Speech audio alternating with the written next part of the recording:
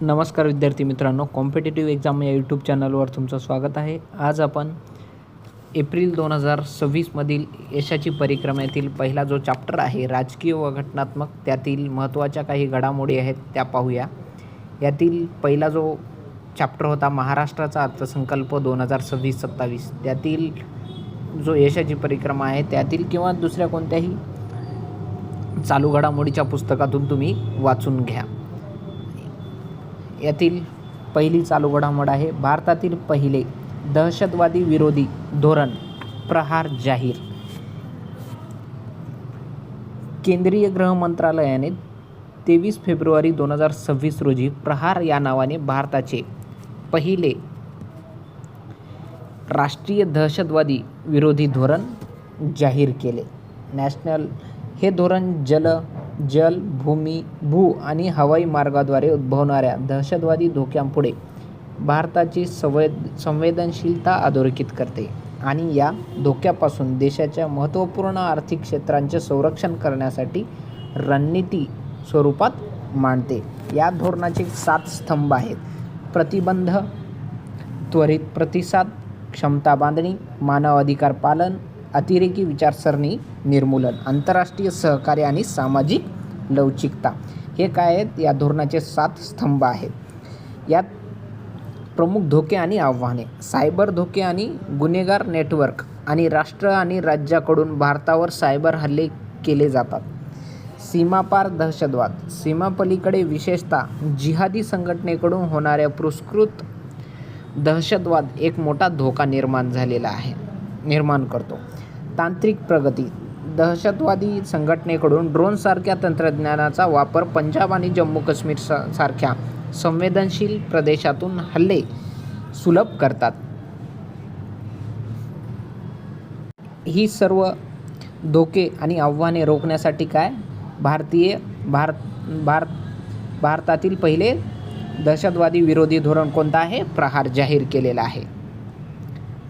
दुसरी महत्त्वाची चालू घडामोड आहे सर्वोच्च न्यायालयाद्वारे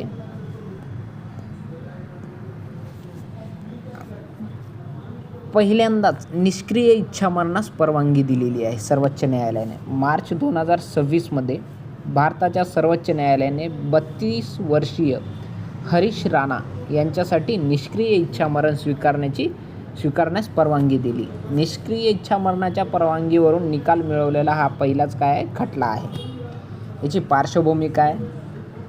उत्तर प्रदेशातील गाझियाबाद शहरातील हरीश हे 2013मध्ये डोक्याला झालेल्या दुखापतीनंतर गेल्या 13 वर्षापासून कायमस्वरूपी वनस्पती अवस्थेत म्हणजेच कोमात होते.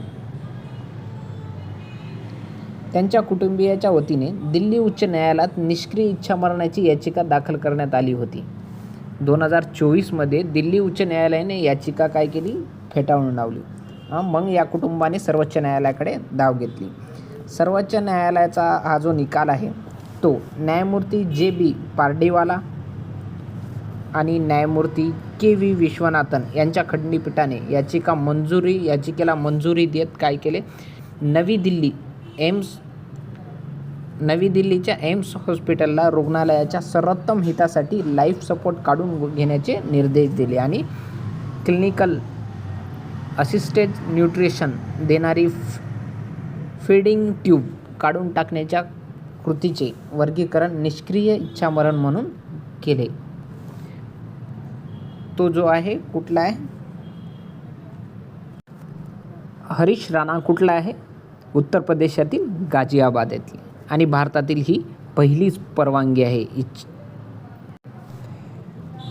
तिसरी महत्त्वाची चालू घडामोड आहे केरळचे नाव बदलून केरळम करण्याचा प्रस्ताव मंजूर करण्यात आला. फेब्रुवारी 2026मध्ये केंद्रीय मंत्रिमंडळाने केरळ राज्याचे नाव बदलून केरळम असे करण्याचा प्रस्ताव मंजूर केला आहे. केरळम हा जो शब्द आहे परीक्षेच्या दृष्टीने महत्त्वाचा आहे आणि केरळ राज्याचे नाम काय झालेले आहे? केरळम असे झालेले आहे. चौथी महत्त्वाची चालू घडामोड आहे निधी छब्बर यांच्याकडे नीती आयोगाच्या CEO पदाचा अतिरिक्त कार्यभार. BVR सुब्रमण्यम यांचा कार्यकाळ पूर्ण झाल्यानंतर निधी छब्बर यांनी मार्च 2026मध्ये नीती आयोगाच्या प्रमुख कार्यकारी अधिकारीपदी म्हणजे CEO अतिरिक्त कार्यभार स्वीकारला. निधी छब्बर या 1994 बॅचच्या छत्तीसगड कॅडरच्या महिला IAS अधिकारी आहेत. छब्बर यांच्याकडे इतिहासातील पदव्युत्तर पदवी आणि कायद्याची पदवी LLB आहे. यापूर्वी त्याने केंद्रीय माध्यमिक शिक्षण मंडळाचे अध्यक्ष म्हणून सुद्धा कार्य केलेलं आहे. नीती आयोगाच्या CEO होण्यापूर्वी त्या नीती आयोगाच्या विकास देखरेख आणि मूल्यमापन कार्यालयाच्या काय होते महासंचालक म्हणून कार्यरत होते. कोण? निधी छिब्बर. नीती आयोगाच्या CEO पदी अतिरिक्त कारभार दिलेले आहे त्यांच्याकडे आता सध्या.